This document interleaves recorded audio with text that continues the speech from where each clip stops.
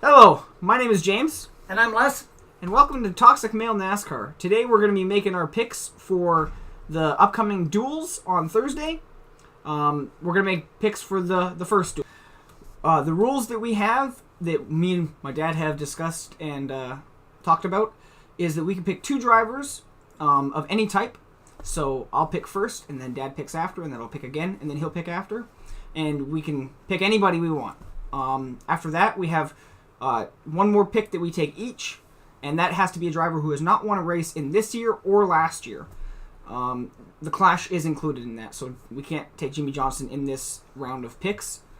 So Dad will go first because I got to go first in the first round, and then he'll take a pick, and then I'll take a pick.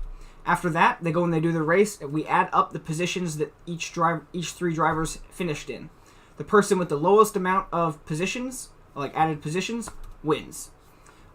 We did take a picks for the Clash. Dad won. He won by about 26 to 35 added positions to me.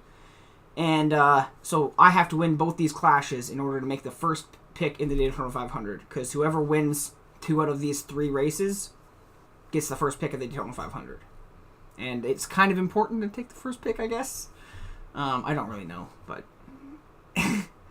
most of the time we make bad picks anyways. You'll see that. Our bet is always that whoever wins has to pick last in the next one. That's always what happens when you win. You get to go last. Yeah. So for the duels though, because we're going to be recording them on the same day before the duels even happen, we're going to be picking both duels today. Yeah. So I'll get first pick in both duels. Okay. Cool.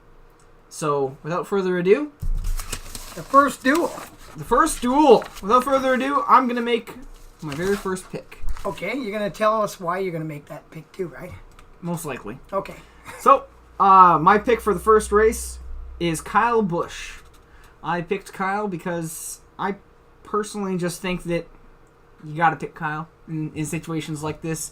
He's pretty good at Daytona, and he's the kind of guy that is going to know that track position is going to matter a lot in the Daytona 500, and is going to want to get right as far front as he can. Did you know that Kyle Busch has not got a Daytona 500 trophy in his trophy case? I was looking at a video of that the other day. And neither does Truex.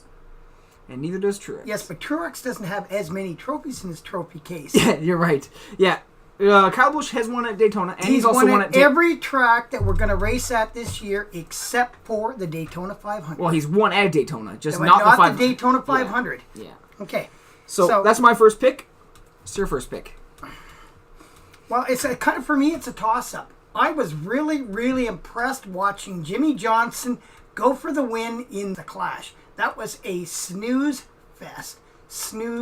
I fell asleep. I woke up just in time to watch the crash. And it was Jimmy going for the win. And you know something?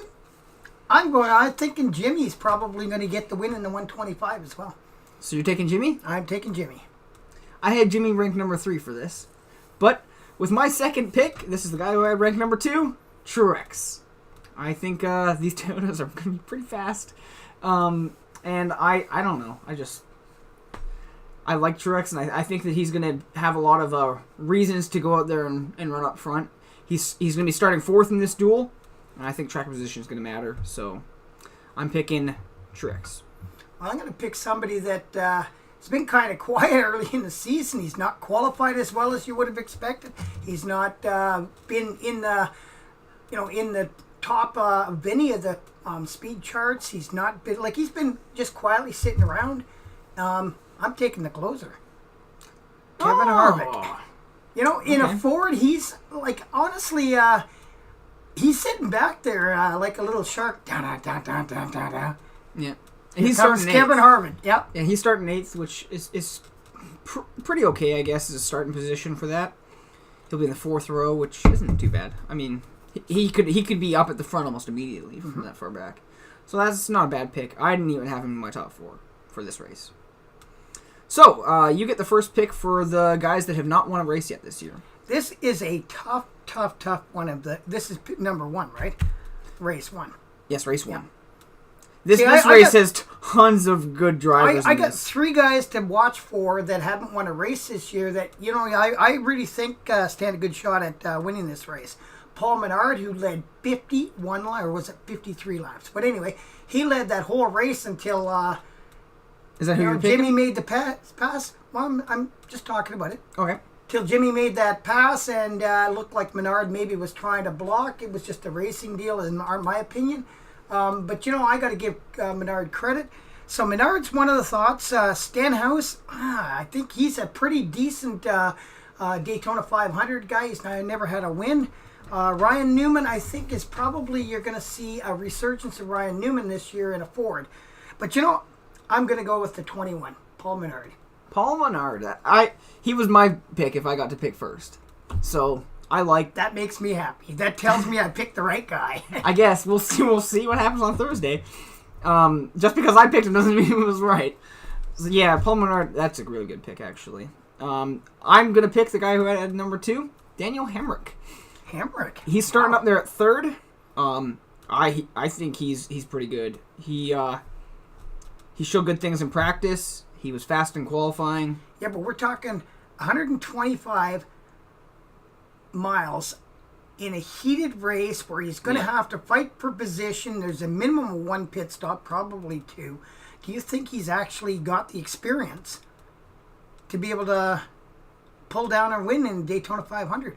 I don't think he'll win this race tomorrow, but I think of the drivers on this list who have not yet won a race, so the other drivers I could have picked were Tyler Reddick, which would be in the same boat as Daniel Hemrick with experience and whatnot. Ricky Stenhouse Jr., I don't believe Ricky Stenhouse Jr. is going to be that good today. Stenhouse has got a really, really good record in the Daytona 500. He wrecks a lot, though, man. He wrecks a lot. Not in the Daytona 500. He's got a pretty good finishing. The only other guy I was considering was Daniel Suarez. He's here in 11th, but he didn't show that much speed, so I didn't want to go with him. Chris Buescher and Ryan Newman were the other guys that I could have taken that had any idea, and I didn't think either one of them showed enough speed or idea to do that. So Hemrick starting 3rd, I think, he's a good enough pick as any. Okay. So that's race 1.